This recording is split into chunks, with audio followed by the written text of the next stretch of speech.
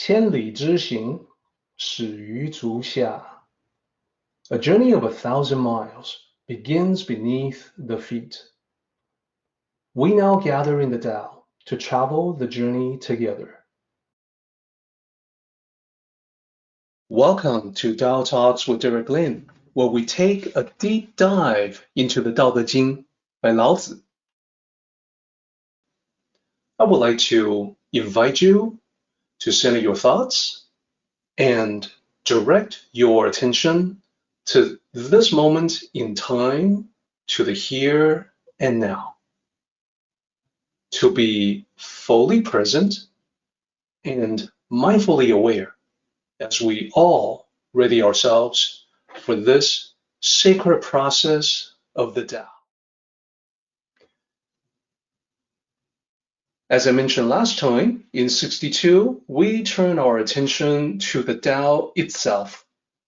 The previous two chapters were talking about small country, small kingdom, large kingdom. Now we talk about the Tao. Here I'm showing the two Chinese titles for this particular chapter. So the one on the left is, as you see, translated in the English title, Profound Tao, the Profound Tao chapter. The other one, the one to the right, is what I translated previously, the Praise Tao chapter.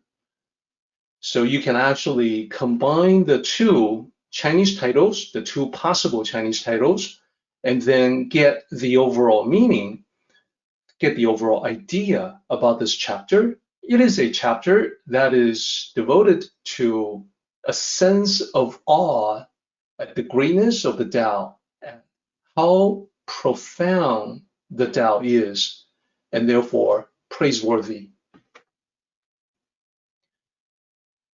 So let's get back to the chapter itself. The 15 lines of Tao Te Ching, chapter 62. So previously, we went through the sectional analysis. Here's a result of that. I've highlighted a bunch of repeating characters from line to line, as you can see. And then also noticing that we have repeating characters from line 3 to line 6, and that's because from line 1 to line 7, it's actually one thought, one idea to express. It starts with the Tao being the wonder of all things, and then it goes on to talk about people. So this is really about the connection that we have with the Tao. So the people in question includes us, those who are familiar with the Tao, but also includes everyone else, those who are not so familiar. We're going to talk about that in just a moment. For now, I want to show where we ended up last time. So we got to line 3. So what we talked about was just that the Tao is the treasure of the kind person, that's line 2, and the protection of the unkind person. So that's what we're going to recap on, and then we will be able to most likely finish the first couple of sections today, and hopefully maybe quite a bit of the last section as well. So let's do the recap. So we started out talking about the Tao being the wonder of all things. The very last character that you see in line 1, ao, it means profound, wondrous aspects of the Tao. So you can say the profound wonders of the Tao, and you can also use that to gain insight into how the ancient sages saw the Tao itself. They felt that it was profound in the sense that not all of its mysteries can be understood. They saw it also as a wonder, that it was wondrous because of the things that we can figure out. The more we learn, the more we are amazed at how things actually work and how characteristics of the Tao are reflected in all of us. So let's move on from there.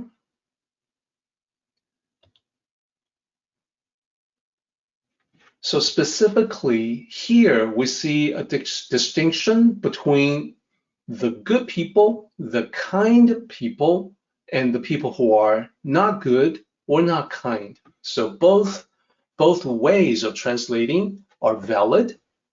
They can be interchangeable in the sense that good people are kind people are good. So they are connected. The two ideas are connected to one another and closely related. And the people who are good, the tangential meaning is not good people in the sense of being virtuous, but also good in the sense of being good at life, good at living life, understand how to apply the art of living, to live the good life. So skillful is a tangential related meaning to that, which is why you see 善人 are the people who are good, kind, or skillful in the art of life. And then we're also going to talk about the opposite, the people who are not good or kind or skillful. So for the people who are good, they definitely treasure the Tao. And I hope when I talk about good and kind people, that includes all of us. And that includes everyone who's listening to a recording of this.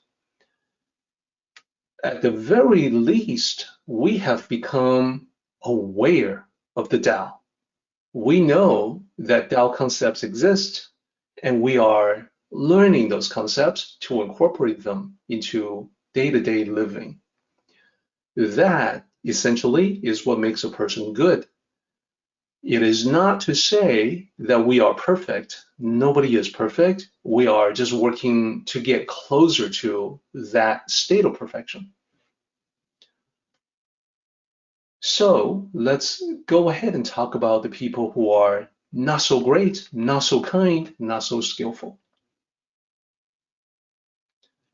So in this part of the recap, last time we talked about how the Tao treats the good, the kind, and the unkind people in similar ways. That there's no difference, there's no distinction, there's no preference on the part of the Tao.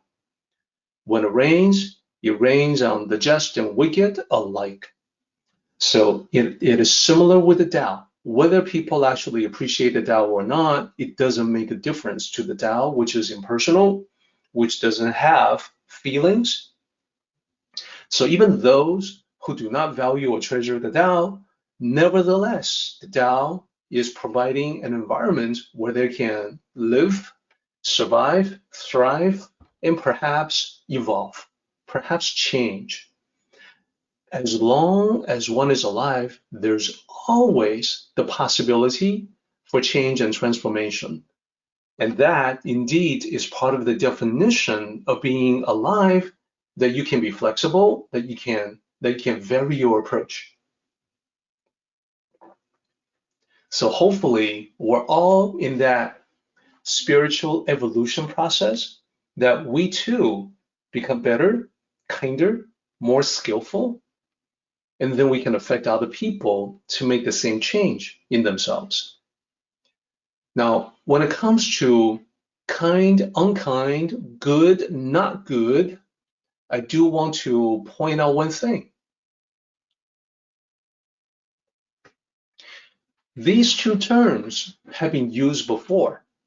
Specifically, these exact terms were used, found in Dao De Jing, chapter 27.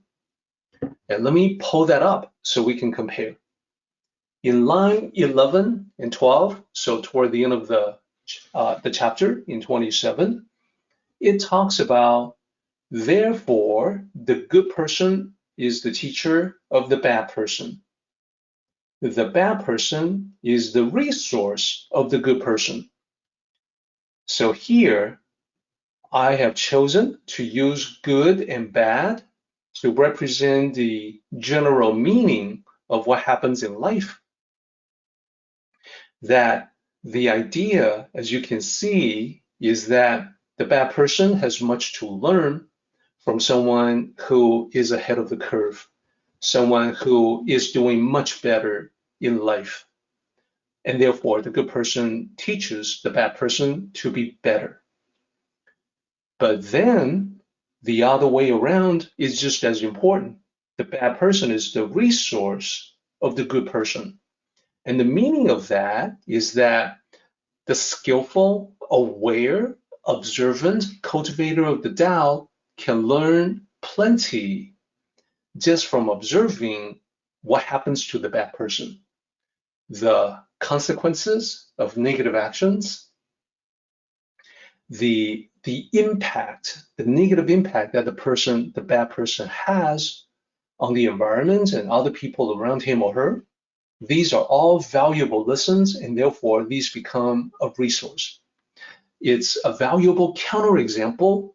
It's the what not to do category. So then back to chapter 62, in line 2 and line 3, we could say that the Tao is the treasure of the good person and the protection of the bad person. Now here, I've chosen the kind unkind to better reflect 善人 and 不善人. So there's no similar construction in English with the good and bad. There's no ungood. There's unkind, but not ungood.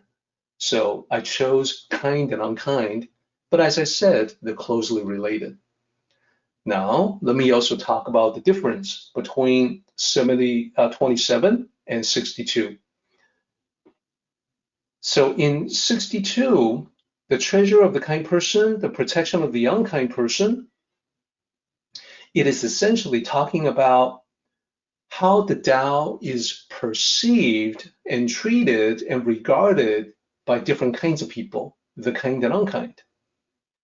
Whereas in 27, it is talking about the connection and relationship between the good person and the bad person, good people and bad people. Therefore, 27 is about human connection, our connections to one another.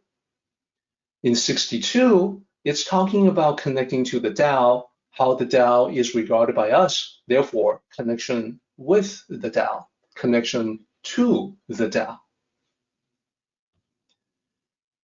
And at a more meta level, you can also reflect on how the personal level reflects the universal. So the universal level is where the Tao operates at the cosmic scale, at the largest, most encompassing level of all, which is all of existence. Personal level is how we live our lives. So how we connect with the Tao is reflected with how we connect with other people, good or bad, and vice versa. How we relate to our fellow human beings is reflected in the strength and clarity of our connection to the Tao itself. So keep the two-way street in mind. It's oftentimes the case in Tao studies that one implies the other, and understanding one side of the yin and yang duality allows you better insights into the other half. So now, sticking to the subject of the Tao, and also the subject of the good people and the bad people, I have a story that I would like to share with everyone. The story's name is called Different Appearance, and this has to do with a dialogue between a disciple and his master. Here's the story. Once upon a time in ancient China, there was a disciple studying the Tao under a wise sage. One day, the disciple thought of a problem, and it seemed like a problem that was too complex for him. He could not solve it. So he thought about it for some time, wasn't getting anywhere. So he went to the sage to request clarification. So the disciple said, Master, is it not true you have taught us that we need to help all human beings, not just those who are good, but also those who are bad? I'm thinking that it seems like a contradiction to me. What are the bad people? Well, Master, I think the bad people are the ones who have lost their human essence, their humanity. They are no longer humane.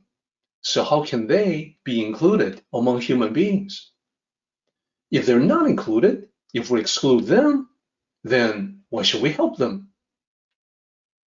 Because did you not tell us that we need to help human beings? So the sage did not respond, but the sage wrote a character on a piece of paper. He showed it to the disciple, and then he asked, what is this? The disciple said, it's the Tao, Master. And then the disciple wrote another character next to it, and then asked, how about this one? The disciple said, that is also the Tao, Master. So the sage said, how can that also be the Tao? This second character looks so different from the first one, right? The disciple said, Master, it is the mirror image of the first character. So despite the reversed appearance, it is actually the same character. The sage said, excellent. So whether the character is reversed or not, its essence remains the same. The important thing here is that in your mind, you know how the character is supposed to look, like the one on the left. So that is why when I wrote the second character, the one on the right, you could tell immediately what it is. And the fact that it is a reflective version of the first one. Now, on the other hand, think about what happens if you don't know how to read or write. You don't recognize these characters. Well, then you will not be able to tell whether the character is what it is or that a character is the reverse version of the original character. So the disciple was able to follow this line of reasoning, but then he thought about his original question, in regards to humanity, the good people and the bad people, and he's still puzzled. So he asked, how would this apply to human beings, Master? The sage explained, it is the same principle. Whether people are good or bad, kind or unkind, their basic essence is the same. The important thing there is that in your mind, you know how human beings are supposed to be, just like you know how the character is supposed to look. You understand the Tao of goodness and kindness. So when you encounter bad people, you can see that they've been distorted in terms of goodness and kindness, but then you can still recognize the essence of their human nature. Just like you can recognize that the reverse character is the same character as the original, except reflected. Then, to answer your original question, you can see that you should help them, just like you help everyone else, or the good people. The end. So that is a story about the different appearance of a character or the different appearance in human beings who may be at various places in the spectrum of good and bad. Let's break down the story, analyze its components, and then we can see how it is connected to the two lines from this chapter, which, as you can see in the bottom, it says that basically the Tao is the treasure of the kind person, the protection of the unkind person. So I've got two columns here. To the left, I have a column on the character. So the character, as you recall, is the Tao, and then the reversed image of that. And then to the right, I have a column for human beings. Let's match up the elements in the story to human nature, those people, good or bad, that we encounter in society. So the normal character that the sage wrote, the character for the Tao, looks like that. And you can see that it's exactly the same as the emblem that we have on the upper right-hand corner of every slide. That's the character for the Tao. So the sage is trying to draw a parallel between the normal character for the Tao and human beings, the good or kind person, 善人. Now, 人 can be singular or plural, depending on the context, and therefore, this can be good people or kind people. And remember, there's also the tangential meaning of being good at life, skillful in the art of living. So this is the correspondence. Then, the sage wrote the reverse character, which, as you'll recall, looks like this. It just flipped horizontally from the normal character. So this, the parallel here, is what the sage is pointing to as being similar to the bad or unkind person, 不善人. So our takeaway from the sage's example is that, well, we know that both of the above, the normal and the reverse, are characters, but they're just mirror images of one another. So then among human beings, we can see, using that same reasoning, that the unkind person and the kind person, they are both just people.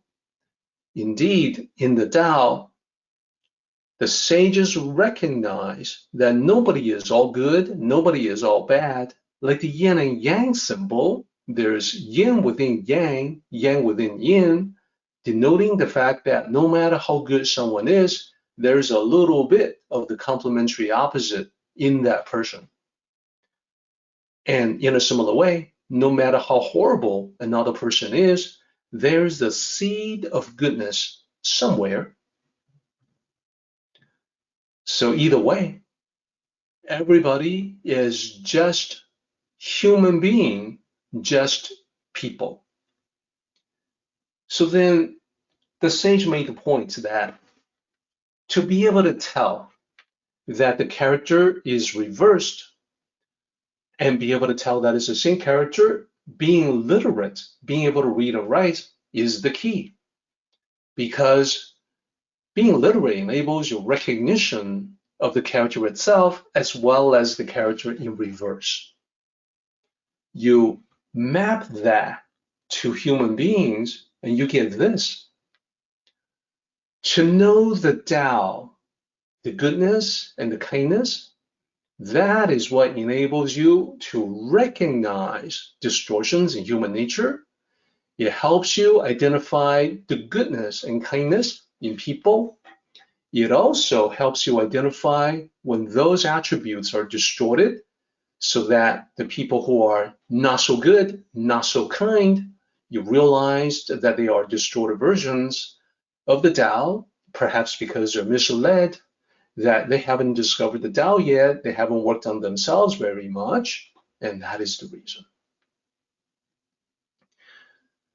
So bringing this back to the two lines that you see at the bottom, the treasure of the kind person, the protection of the unkind person, this is basically saying that the Tao treats everyone as people, does not make distinctions between the two, and the people who are good, that's great. They will reap the positive results of being good. Those who are not good, they always have a chance to turn things around for themselves. So the Tao does not abandon them. And this is the point that we're going to be getting into next. Now, we're going to talk about two aspects of being congruent with the Tao, to live in accordance with the Tao. There's Mei Yan and then Mei Xing. So Mei Yan will be the first two characters of line 4, Mei Xing, the first two characters of line 5. Let's start with line 4. The translation says, admirable words can win the public's respect. So let me talk about the first two characters. The first character means beautiful. The second character means words. So putting them together, beautiful words. So if they are beautiful words, why translate as admirable? Well, there's a very specific reason for doing that.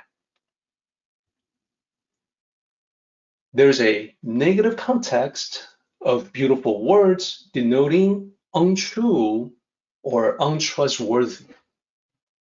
It's like when we talk about a quote unquote a slick talker, that the slickness of that person's words, well, maybe pleasant to hear, maybe an exaggeration, maybe misleading, maybe obscuring the truth. So that in chapter 81, it specifically says, beautiful words are not true. And that's what this is talking about. So there is a possible negative context for Mei Yan, but here, though, it is being used in a positive context only. Mei Yan, beautiful words in terms of words that are inspiring, uplifting, and therefore admirable. So the choice of admirable is specifically to help make that distinction. Now, what are the admirable words? The beautiful words at the level of nation or kingdom, this can be a stirring speech, a speech that is inspirational, that is uplifting to the people, and therefore admirable. Now, we talked about how kings and emperors of ancient China are just metaphoric to refer to you as the ruler of your own life. So let's talk about the personal level. At our level, we don't go around making stirring speeches all the time. Most of us are not professional speakers. But we all have interactions with other people where words are exchanged. These words that we exchange with others can be positive or negative. The choice is ours. Therefore, inspirational, beautiful words can be encouraging words or words of kindness, words that are admirable, words that are good, words that can help people get closer to the Tao. Now, let's take a look at the entire line. Admirable words can win the public's trust.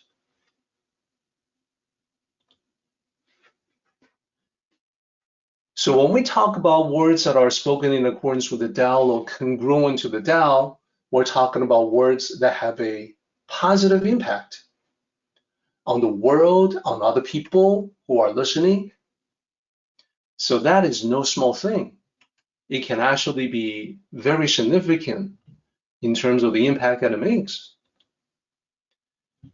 Positive words are helpful to others.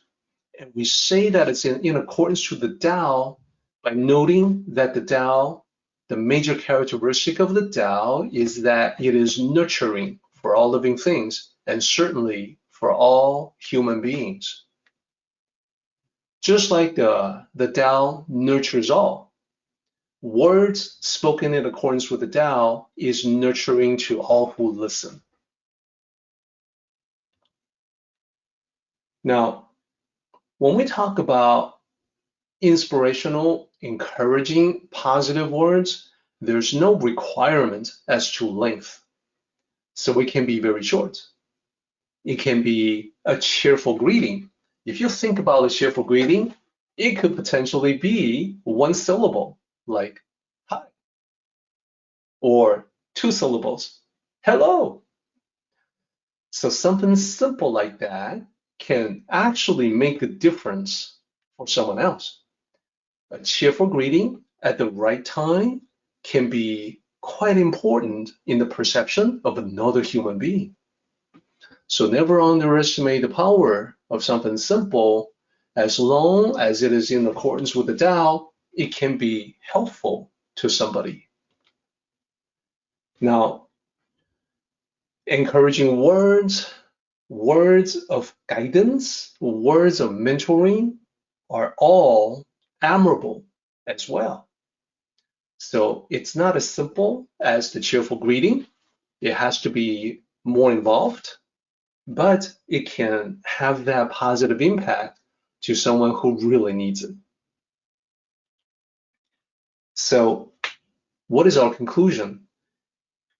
No matter what the scale or the level, whether at the national level, the kingdom level, or the personal level, positive words, beautiful words in terms of admirable and inspirational, these are the words that can win respect. So now, what I would like to do is to take you through a very quick exercise that literally only takes seconds.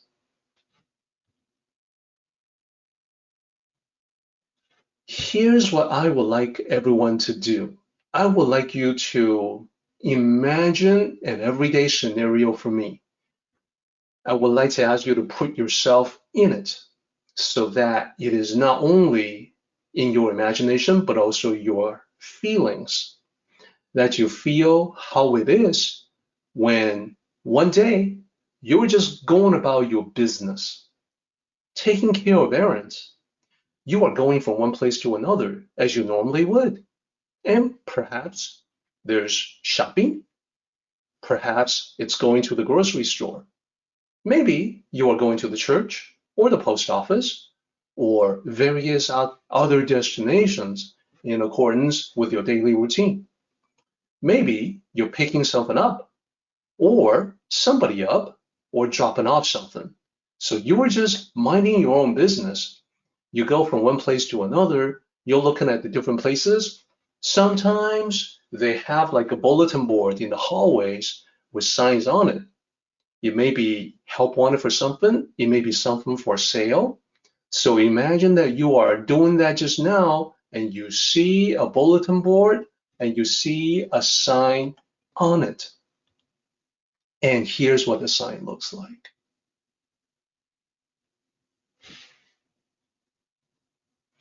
So I'll give you a moment to look at the sign, and I want to ask you this question. You, out of the blue, come across the sign. What just happened? Did you just smile? If you did just smile, then upon seeing this sign, you have proven the point. Words are powerful. Words have impact. So there's a quote that I want to share with you from Yehuda Berg. Words have energy and power with the ability to help, to heal, to hinder, to hurt, to harm, to humiliate, and to humble. So power and energy to do good or bad, positive or negative. And another quote from Mother Teresa is that kind words can be short and easy to speak, but their echoes are truly endless. So the more you understand this, the power of words, the more you can harness this power to better yourself and your world. And let me emphasize and stress this point. The power of words, not just limited to what you say to others or want to turn it inward and talk about what you say to yourself. So there's power in the words that we speak to other people, for sure. There's power in the words that we see, even just posted on a corkboard. There's power as well in what you say to yourself, or in other words, your self-talk. So externally, we've talked about how the inspirational words to other people can win their respect. So I want to talk about the internal level. The internal level is the things you say to yourself that can lead you to building a life worthy of respect. So externally, inspiring people, and those words will win their respect. Internally, the words to yourself to help you build a life worthy of respect. So I want to give you the negative self-talk on the left-hand column, the from, and I want to encourage you to think about transforming the negativity to positive energy using the power of words to the right. So the from and the to. What might be an example of something that's negative that you say to yourself? Now, I don't mean everybody, but perhaps from time to time, when we feel down and depressed, some of these things can definitely come up. For example, haven't we all heard this from somebody, somewhere? Life is hard, and then you die. And sometimes it's presented as a joke in the spirit of humor. So we're not opposed to humor, absolutely, but let me present what it can be for you to say to yourself. If you believe this, even to some degree, life is hard and then you die, like, yeah, that's kind of true in my life, then I want you to transform that to the right-hand column. Life can be easy if I walk the Tao. And when I say walk the Tao, I think you know what I mean. I mean follow the Tao, cultivate the Tao, follow the path of Tao cultivation. And that is what many of the teachings are all about. That, hey, life doesn't have to be difficult. That with some skill, some wisdom, we can make things easy and fun, full of interesting discoveries. In fact, life is what I want it to be. I can be creative. I can do things in a different way. I can discover or learn something new. So life can be easy if I follow the Tao. What would be another negative self-talk? And this, I find myself saying to myself when I am hesitant to do something.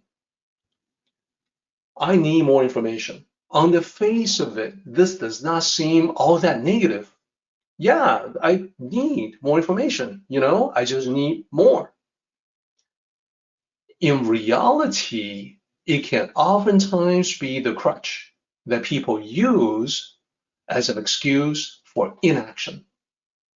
They are waiting, they are hesitant from taking action, so they say, I need more information. And I've said that to myself. I want to encourage everyone, whenever this particular negative self-talk occurs, to think about, contemplate the possibility of its complement. Consider transforming it to, I need to get started now. I will get more information as I am proceeding on my own initiative. There's magic in taking initiative. Once you get going towards your definite purpose, you start figuring things out along the way. Oftentimes, people feel that they need to be motivated before they do something. I say it's the opposite. Doing something is what will motivate you. It's more powerful than anything else. Don't wait for the motivation. Take action and feel the energy of motivation kick in. So here's another example of a subtle transition, a subtle transformation. Initially, it doesn't seem all that bad. It's just that there can be something better. So here's a question that we often ask. What are the things I want? What do I want? What do I want out of life? What are some things that I would love to have? That type of question. Now, there's a better question to ask, one that's even more empowering and clarifying. That's what I want to encourage you to transform it into. Again, the power of words. Why do I want those things? Transform the question from what to why.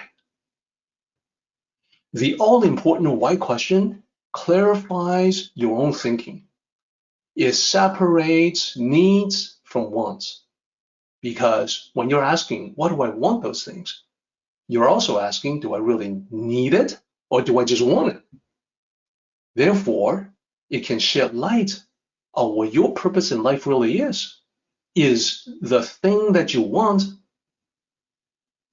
congruent with your goal? Here, when asking the why question, I want to encourage you to go deep. Dig deep. This is a soul-searching kind of question.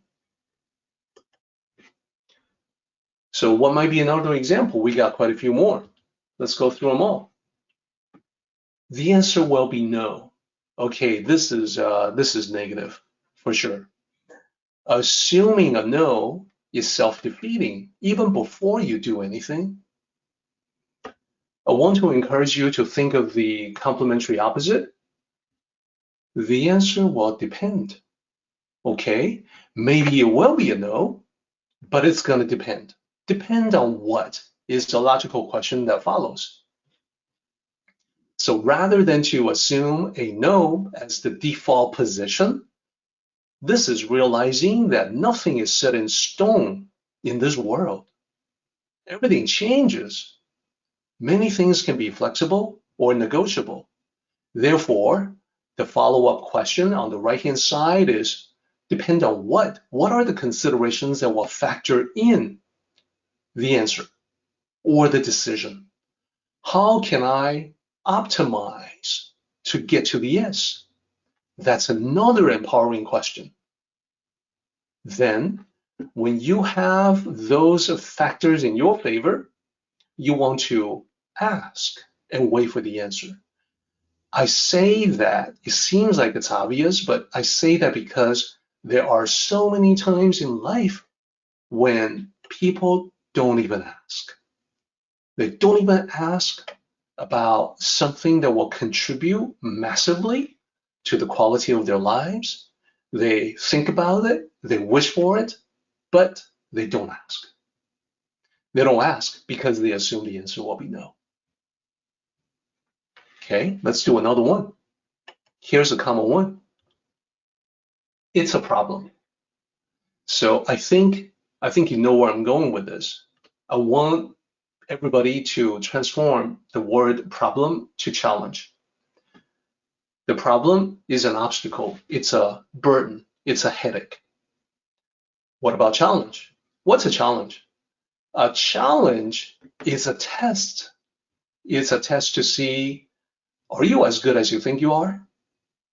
It's a test to see, do you really want it? It's a test to see, are you really serious about this? It's a challenge, and you want to rise to the challenge. When you rise to the challenge, you become bigger, more expensive, and you are able to handle other challenges down the road. So this is another simple change using words to give yourself a lot more power. Okay, we're getting close to the end of this list. The last two, I have a very versatile type of negative and positive statements. So the statement is, I will never something, okay? I will never be able to get something. I will never get that job that I really want. I will never quit smoking or another bad habit I want to get rid of. I will never achieve financial independence and live the life that I dreamt about. Okay, so those are just examples. I don't know that everybody actually says all those things, but those are examples to give you an idea to detect the times when you say, I will never to yourself, and then fill in the blank. Whatever is in the blank, transform, how can I fill in the blank? So those examples that I listed just now, instead of, I will never get that job that I really want, transform that to, how can I get that job that I really want? Then possibilities multiply. If I don't get that job that I really want with this company, I can get it with another. So instead of, I will never quit smoking or some other bad habits I want to get rid of, transform that to, how can I quit smoking or other negative habits? Asking the question provides an open door to all kinds of possibilities that open up. Oh, I can do this, I can do that. There's this method, there's that method. In the negative mindsets of I will never, those things don't occur to you, but they all become obvious once you switch it around to how can I? Lastly, one more fill in the blank. I have to XYZ. I have to do something. Just saying I have to is kind of deflating. I have to. It's kind of discouraging. I have to. It takes power and energy away from you. Yeah, I have to. Therefore, it is important that you transform the have to get. Use the power of this word, get. I get to. Why is that different? I have to is an obligation. It's a duty. It's a burden. I get to is an opportunity. It's something that I get to do, something that I get to try, something that I want to try, something that I want to do. So these are examples of how subtle, small shifts can take you from negative to positive, from lacking energy to full of energy. So never underestimate the power of the beautiful words, which I would translate as admirable words or inspirational words or encouraging words or positive words, Tao-centric words.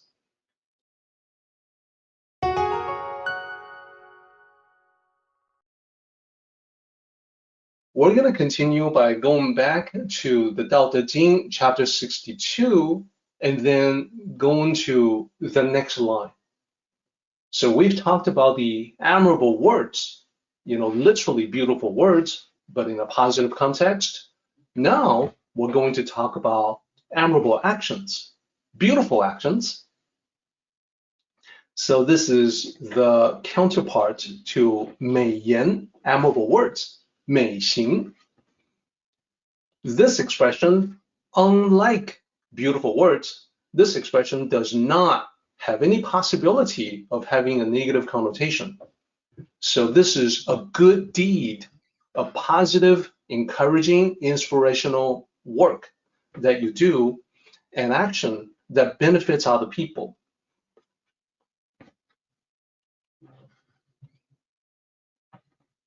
So just like we talked about how admirable words are words of encouragement, words of positive energy, words that are in accordance with the Tao, with this right here, 美行 would be actions in accordance with the Tao or congruence with the Tao. That is, actions that are Tao-centric.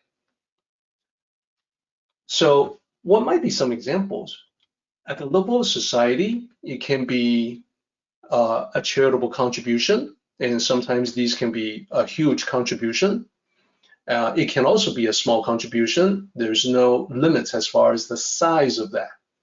At the personal level, it can be a small act of kindness that you do with others, that you maybe pay it forward for other people. So these are all possibilities.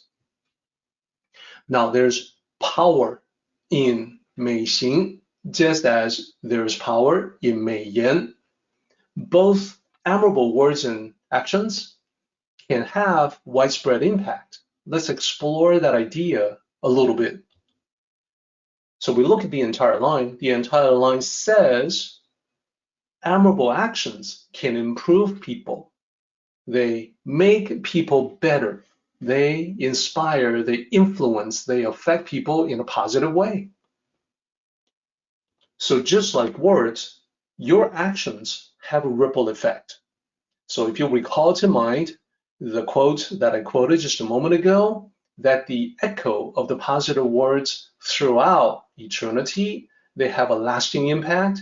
I would say the same is even more true with actions. Actions have a ripple effect. So whether it's in ancient times or now, modern times, in ancient times as today, actions speak louder than words. That's always going to be the case, no matter what. It's going to be the case with the ancient sages. It's going to be the case for you and me living our modern lives today. This is the reason why sages teach by example, by setting a positive example for others, not by lecturing people primarily.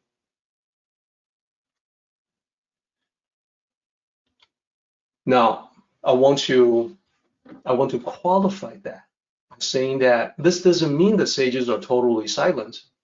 They will talk about the Tao, but the primary means of teaching others is by showing what can be done, should be done, by using themselves as an example, by demonstrating that they are not inconsistent between words and actions. What they say is what they do.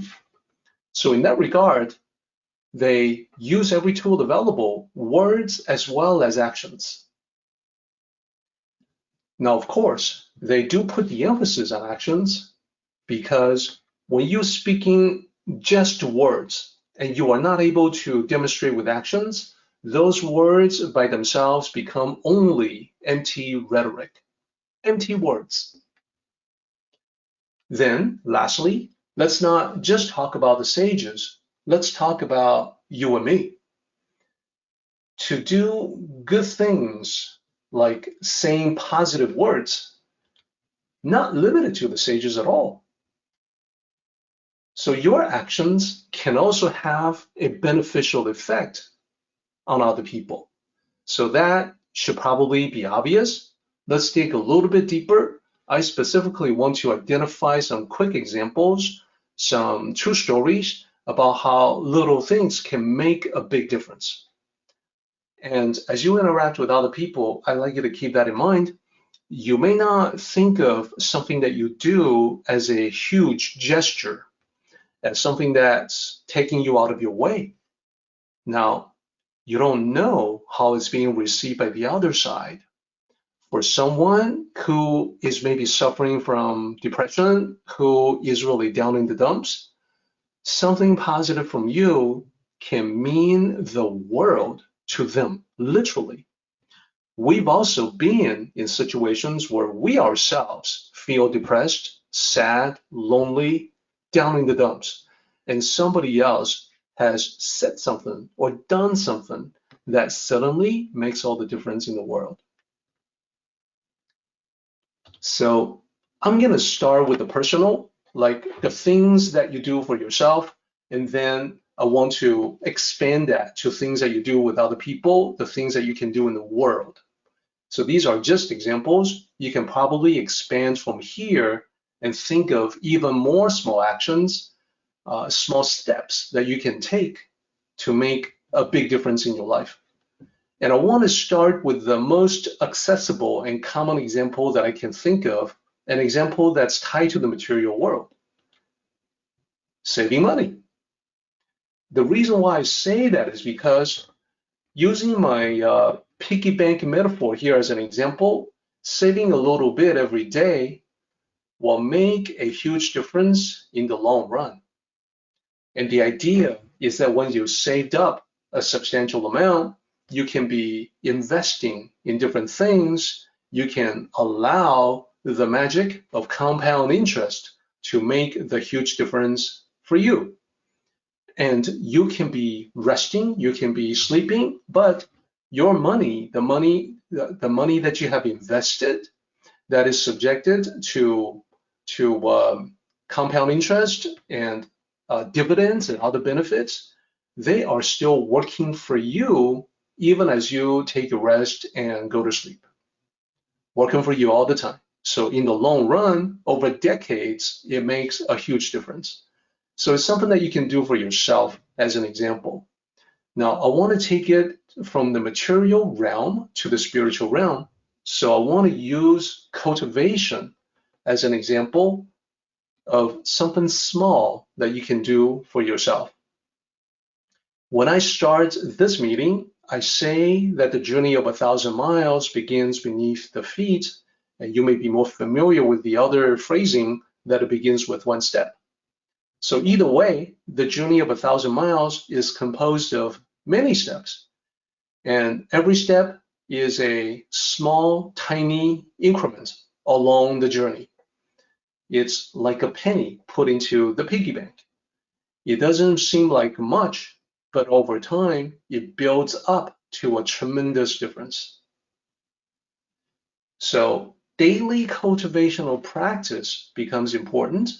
And for all of you, I know that at least you have a weekly practice that we can gather together and talk about the Tao.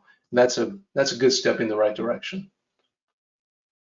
Let's also talk about what we do for other people that can make a big difference for them, even though it may not seem that big.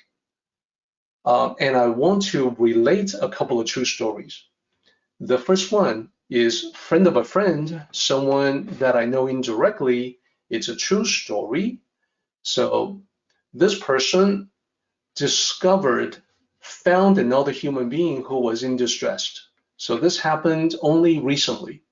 So the other person was the victim of an incident where her purse was stolen while she was in the grocery store. Now, as you can probably imagine, she was distressed. She was angry. She was afraid. She didn't know what to think. She was beside herself. So our Good Samaritan immediately connected with that and helped her. The most important thing, the very first thing that he did was to settle her down, to provide comfort, to console her, to calm her down, talk her off the ledge is the expression that we would commonly use. So then once she had more of a functional state of mind, he helped her figure out exactly what was stolen, what was gone, so that she will know how to recover from that. If it is a credit card that was stolen, then he wanted to make a note of it so that she can contact the credit card company, maybe the bank, to get that card canceled. So many little details. So he was patient in walking her through that entire process. Then he accompanied her in going home and coordinated for a locksmith to change out her locks. This gave her an immeasurable feeling of security, that she was fearful and afraid about possible intrusion because her keys were in the purse. Now, with the locksmith taking care of her home, she felt much, much safer. So he didn't think that he did all that much. After all, it was the locksmith that did the work. But for him to be a comforting presence to the distressful situation at that time, it meant everything to her. And then the other one, also a true story, is about a gentleman. His name is Jess. he went home, he visited home. He came from a small town, and when he got the news that his mother passed away, he went back home to pay his respects, to say goodbye. Now, he was especially grief-stricken about this. He had been very close to his mother, and he always thought that he would have kids, so for her to have grandkids before she passed. But she passed unexpectedly early, so he was hit really hard. So on his way back from that trip, he boarded his plane. When he got to his seat, he saw that there was a young man who was sitting in his seat, which was a window seat. Now, normally he would say, oh, it's no big deal. I'll just sit, in the seat that the young man vacated. It's not a problem. In this particular case, though, he wanted to sit by the window so he can take one last look at his hometown as another way to say goodbye to his deceased mother. So he politely asked the young man to move, apologizing profusely. The young man had no trouble with that and definitely helped him into that seat. So as the flight took off, he's looking at the scene outside his window that everything hit all at once, even though he said, I'm a grown man, but that time, that day, the tears started coming. He was just thinking about all that, feeling sad, feeling bereft. Suddenly, he felt a tap on his shoulder. It was the young man. The young man asked if he was okay. And he mumbled and said, oh, I'm fine. He said, I'm just trying to figure out how to deal with the grief, saying goodbye to someone that I loved very much. And the young man said, well, we have a 3-hour flight ahead of us.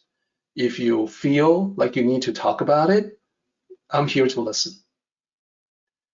And so he thanked the young man. He did not feel like talking at that time. He said that it was okay. He really appreciated it.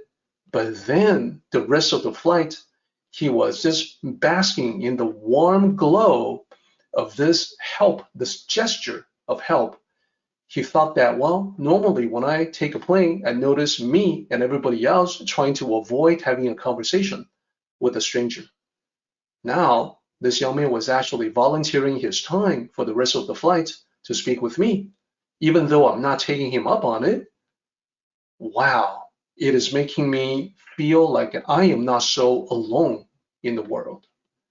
So he wanted to relate that to everyone as a reminder that occasionally your offer to help may not seem like a whole lot to you, and it may not seem like it's bearing fruit. Maybe the other person says, yeah, thank you, but no thanks.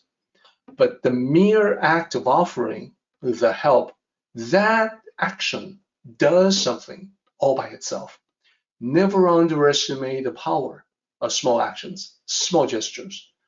An offer of a kindness is itself a kindness. Then let me move on from that scale, what we do for other people, to what we do for the world. Here, I want to talk about the handshake. It's a handshake from the 80s. Back in the 80s, the world encountered AIDS for the first time. So not much back in those days was known about AIDS initially. There was a widespread misconception that AIDS could spread from skin contact. This was a known misconception. Scientists, medical professionals assured everyone this would not be the case, but the fear remained. The person who did the most to destroy that fear, completely demolish that fear, was actually Princess Diana. She decided to do something about this fear. She made regular trips to hospitals, visiting the AIDS patients. She made it a point to shake the hands of the AIDS patients there under the glaring media spotlight. Many pictures of her shaking hands with AIDS patients spread all over the world. This was the handshake, one of many that shook the world. She absolutely abolished the fear. She probably did not know anything about Buddhism, I'm just guessing, but she was a bodhisattva, a goddess of compassion. Now, of course, you may say, I'm not a celebrity. I don't have the platform like she had. I don't have the voice. I can't do anything even close. To that, I'm actually going to respectfully disagree. I would say you are very powerful, but you may not realize the full extent of your power. And I'm going to use a very simple example of planting a tree. A small action, a simple thing, anyone can do that. And yet, as time goes by, as the tree that you plant grows tall, it can potentially give rise to more trees. It can do so much with its immediate environment, and that impact goes on long after you have left this world.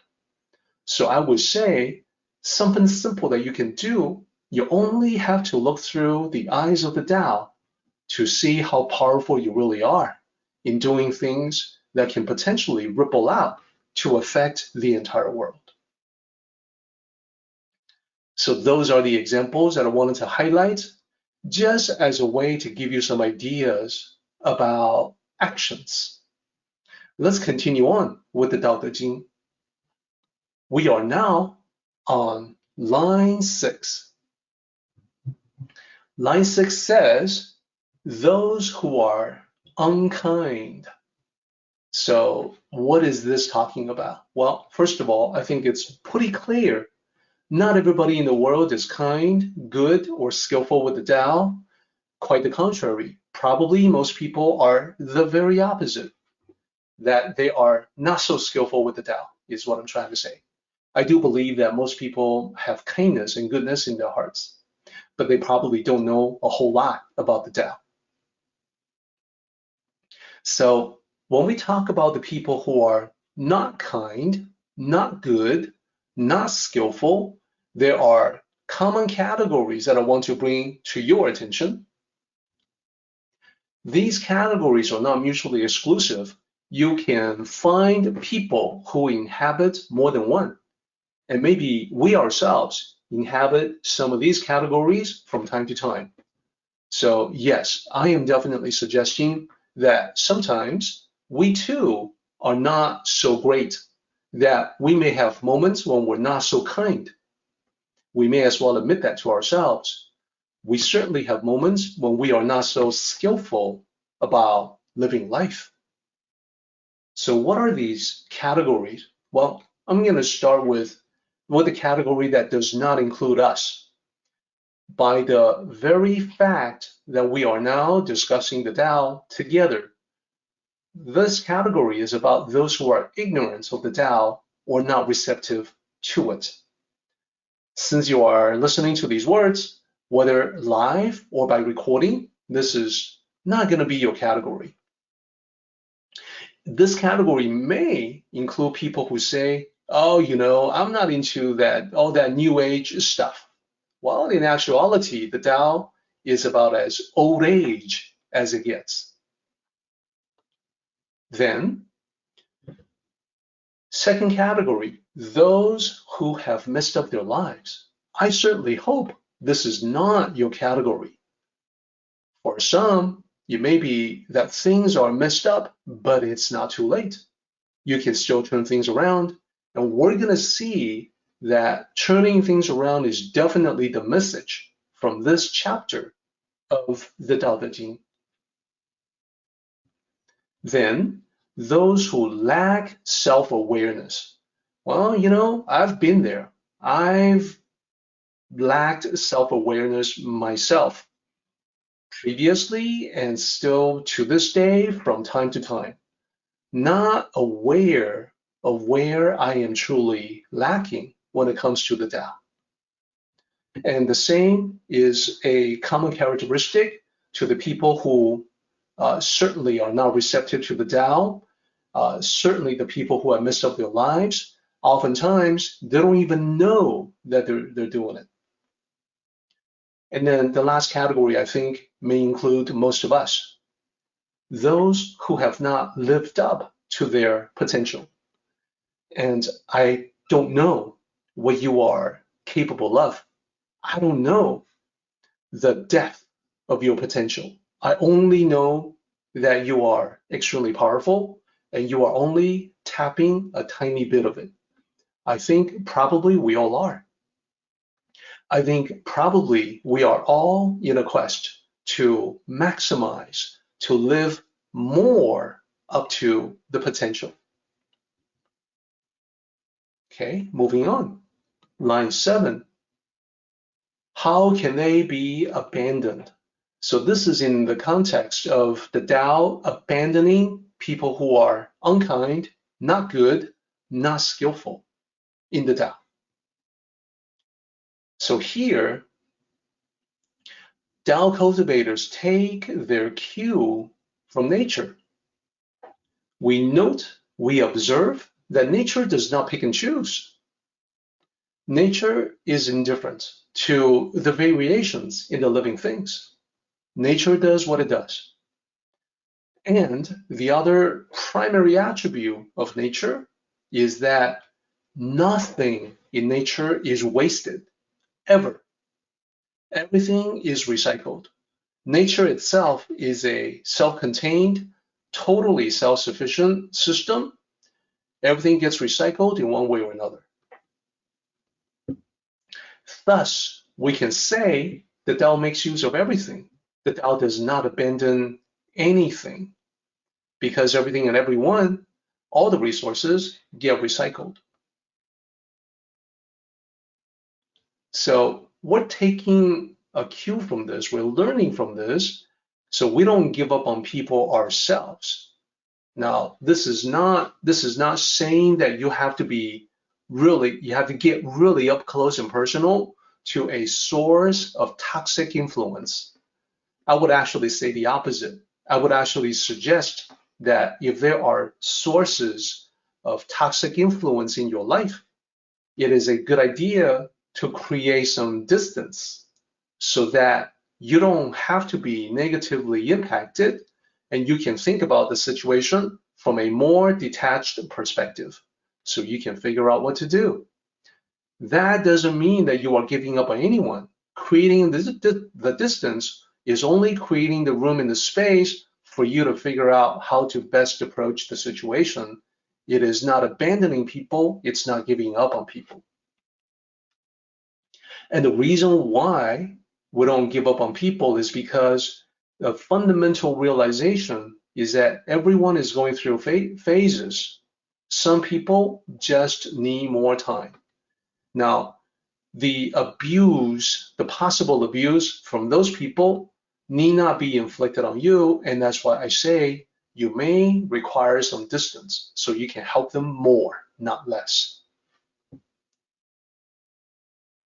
So moving on.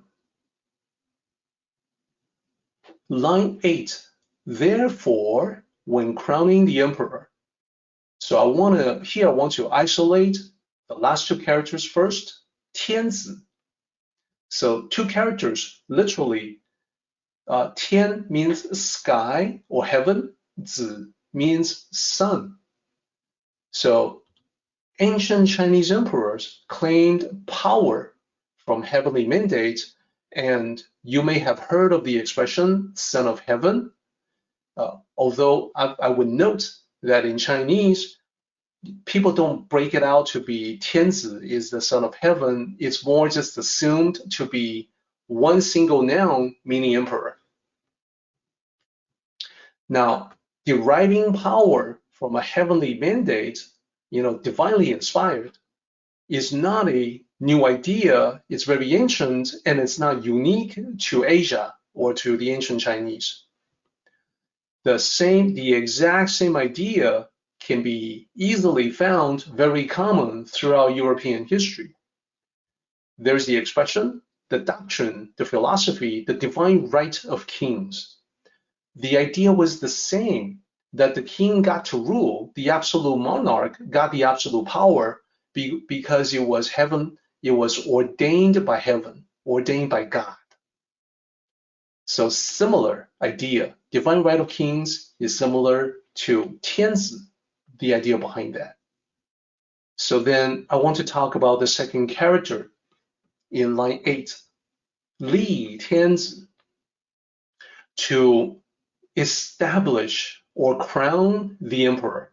This is the ascension, to ascend to the throne of the emperor. And the ritual associated with this, the ceremony associated with it, in ancient China, it was the greatest spectacle. So a few more words about that in just a moment. In using the ceremony of crowning the emperor, Laozi is trying to point to something in the material world that is at the very top of it. That is the most amazing, the greatest, the grandest that one can imagine.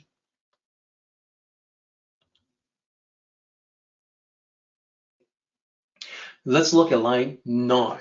Installing the 3 ministers. Sangong. So the first, the middle character there from line 8, that's the character for 3. You can tell because it's got 3 horizontal lines. And then the last character there, honorary term for ministers. So let's talk about that. 3 ministers, these are the 3 most important ministers that report directly to the emperor. So they're the most powerful officials in ancient China. Their responsibilities span 3 different areas. There's one minister that is overseeing the military, that's external to the empire. And then there's one minister that's looking to law enforcement within the empire, so that's internal. And then there's one for overall administration, collecting taxes, enforcing rules and regulations, etc.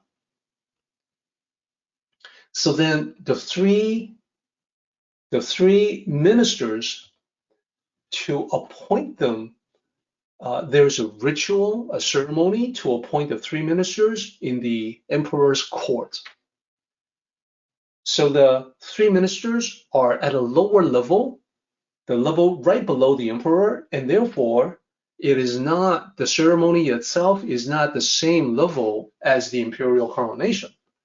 But it was still a spectacle because these are, after all, the most powerful officials in ancient China. Okay, so after this, so we have now talked about the crowning of the emperor and now the establishing or the appointment of the 3 ministers. These are both cited as examples of opulent, grand spectacles in ancient China, the wealthiest, the greatest that anyone could imagine in the material world. So the point that Laozi wanted to make was that take the absolute best of the best in the material world, and then what he's going to do is that he's going to compare that to the Tao. And he's going to show how all things in the material world cannot compare to the intangible Tao. That is a quick preview for next time. I see that we are now approaching the top of the hour, and therefore we have to jump to the summary.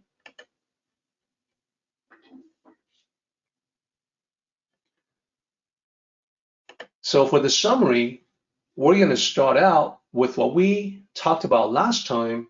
This is the summary, part 1 of the summary that we did previously. And this is the very first part of chapter 62, where it talks about the Tao as the wonder of all human beings.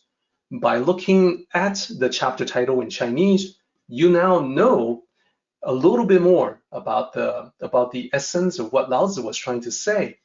He's trying to express this idea of profound wonder, this Tao that is profound and wondrous. And the reasons why It is so wondrous and profound. As you can see in the slide, well, we all came from the Tao. It is the source. It provides the world where we can grow, etc. Then we get to the first distinction that we talked about today, the distinction between the good and not so good, the kind and the unkind. And when I talk about previously, when I talked about that Tao is the treasure for the good people, I also want to use that as a springboard to jump to the other discussion, and that is, I would like you to think about why the Tao is valuable from your own perspective. Is it a treasure for you? Is it something that you cherish? I would love to hear from you about that. Now, the not so good people, the people who don't know about the Tao or don't appreciate the Tao, it doesn't matter to the Tao that the Tao is not appreciated or known by these individuals. The Tao will still provide the same nurturing protection that it does everyone else. And the overall idea is that everybody gets a chance to grow. The good people, the bad people, everyone. The flowers, the grass, the weeds, everything gets to grow. So now let's get to the summary for today. So we've got the first part of part 2, the top parts of part 2, and then the other stuff will have to be a preview for next time. We've talked about words and actions. And specifically, we talked about admirable words, admirable actions. And it is to speak and act in accordance to the Tao. It can have this major impact on other people far beyond our initial expectations. And what we're about to talk about is the second one here. Nothing in the material world can compare to the Tao. The Tao surpasses anything. So we'll talk about that more next time, and then we'll talk about the last important point in this chapter. Those who seek the Tao will find. And this is because the Tao does not judge or assign blame. Whatever guilt or fault there is, that's got to come from human beings, not from the Tao. And therefore, those who seek will find. It means the Tao is ready whenever you are ready to embark on your own personal journey, your own sacred quest for enlightenment. Our meeting has come to an end, but the journey continues on. Let us all travel safely so we can meet again. Until next time, may the Tao fill you with peace and happiness.